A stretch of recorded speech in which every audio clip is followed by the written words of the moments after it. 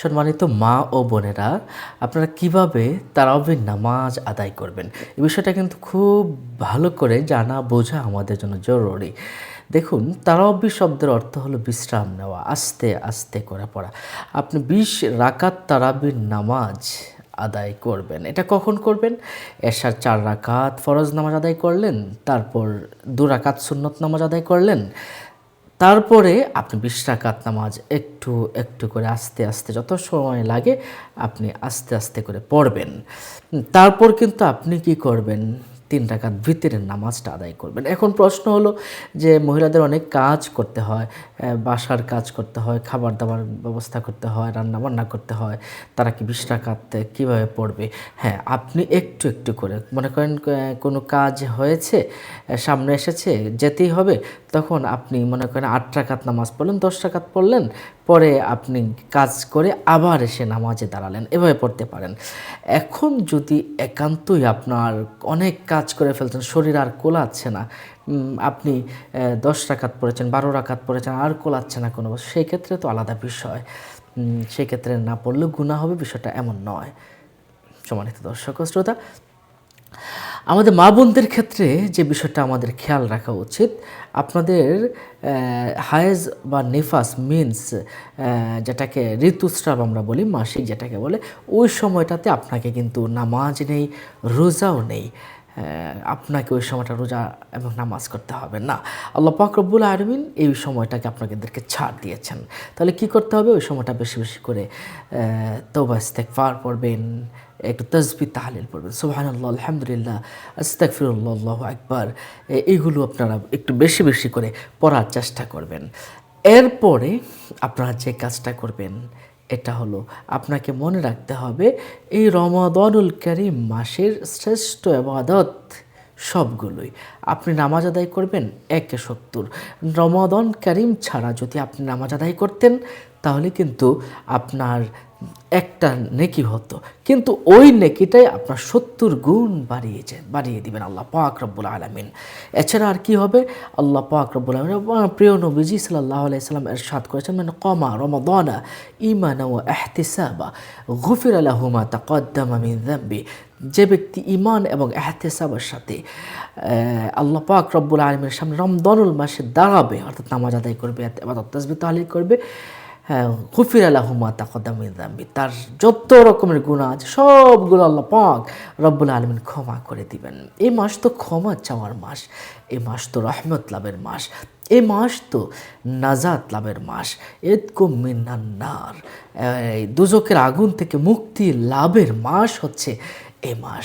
সম্মানিত মা ও বোনেরা, আপনারা এই মাসে বেশি বেশি করে তওবা, ইস্তেগফার, নামাজ, রোজা এবং বেশি বেশি করে আমল বন্দেগী করে দিন। মানুষদেরকে ইফতার করানো, মানুষদেরকে দান সদকা করানো, এগুলো বেশি বেশি করে করুন। ইনশাআল্লাহ আল্লাহ পাক রব্বুল আলামিন আপনার ইবাদতকে কবুল আর মঞ্জুর করবেনই। আপনি তারাবির নামাজটা কীভাবে পড়বেন? ২ রাকাত করে আপনি নামাজ আদায় করবেন। এই নফল নামাজগুলো, সুন্নত নামাজগুলো আপনাকে ২ রাকাত করে আদায় করতে হয়।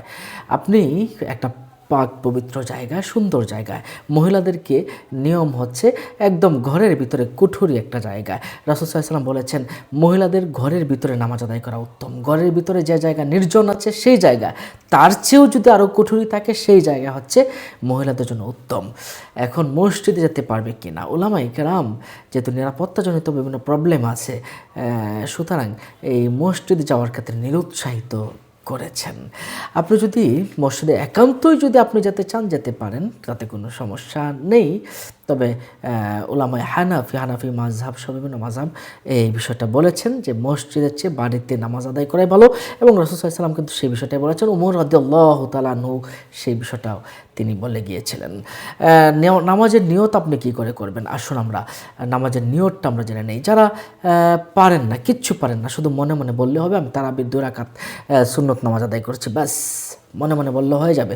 মুখে মুখে যদি উচ্চারণ করতে চান তাহলে এইটুকু বললে হয়ে যাবে, আমি ২ রাকাত সালাতুত তারাবির নামাজ সুন্নত নামাজ কিবলামুখী হয়ে আদায় করছে। আল্লাহু আকবার। ব্যাস, যারা আরবিতে উচ্চারণ করতে চান, আমার একটা ফিকাহের কিতাবে আমি পেয়েছি এই বিষয়টা, যে যারা আরবিতে উচ্চারণ করা হচ্ছে মুস্তাহাব, ফতোয়া আলমগীরিতে এসেছে।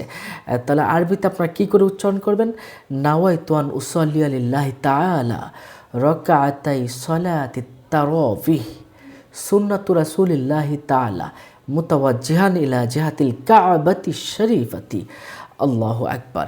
মহিলারা কিন্তু কান বরাবর না, কাঁধ, এই কাঁধ বরাবর, বুক বরাবর উঠিয়ে আপনারা বুকের উপরে হাত বাঁধবেন। বুকের উপর হাত বেঁধে আপনি যদি সানা পারেন, সানা পড়তে পারেন, তারপর আউযুবিল্লাহি বিসমিল্লাহ পড়ে আপনি একটি সূরা মেলাবেন। যে সূরাটা আপনি পারেন, এটা কখন পড়বেন? সূরা ফাতিহার পরে। সূরা ফাতিহা অবশ্যই আপনাকে পড়তে হবে। পড়ার পরে যে কোনো সূরা আপনি মেলাবেন। আপনি সূরা ফাতিহার পরে যে কোনো সূরা আপনি মেলাবেন।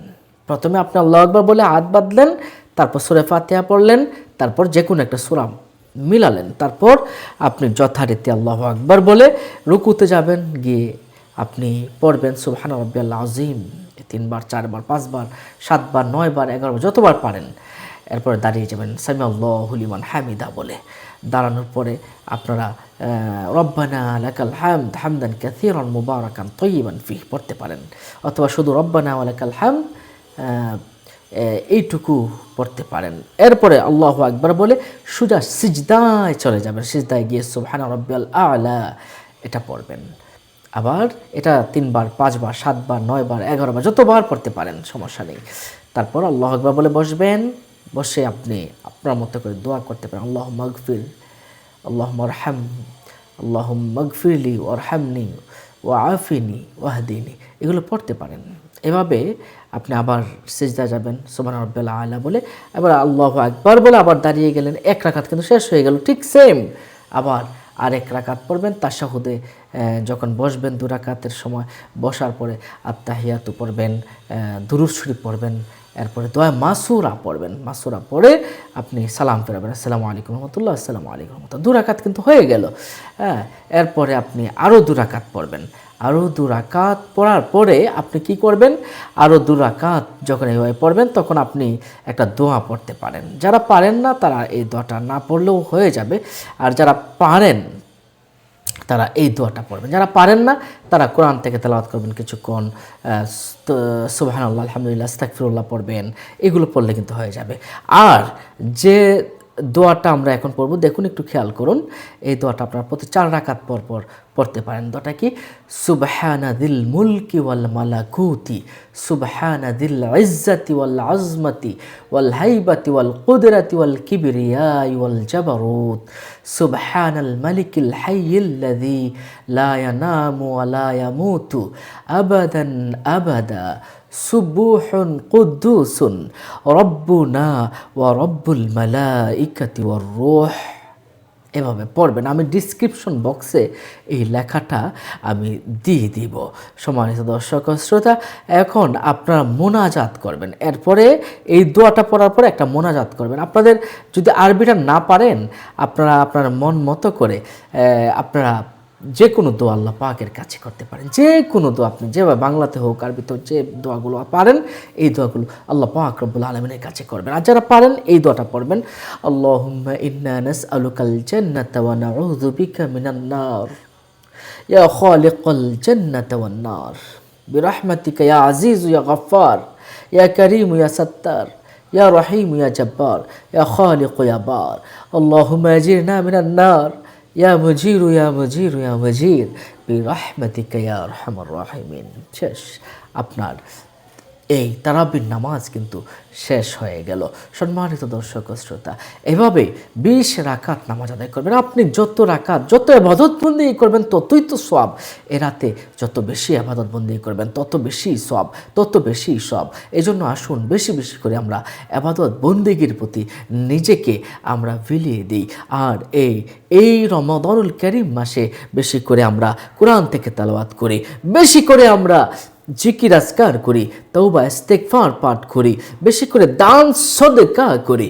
আমরা যেন দান সদকা বেশি বেশি করে করতে পারি, এইটার জন্য আমাদেরকে বেশি করে আমাদের চেষ্টা করতে হবে। যাদের জাকাত ফরজ আছে, জাকাতটা আদায় করে দিবেন, কারণ এই মাসে যে কাজটাই করবেন সেই কাজটা সব 70 গুণ বেশি আপনি পেয়ে যাবেন।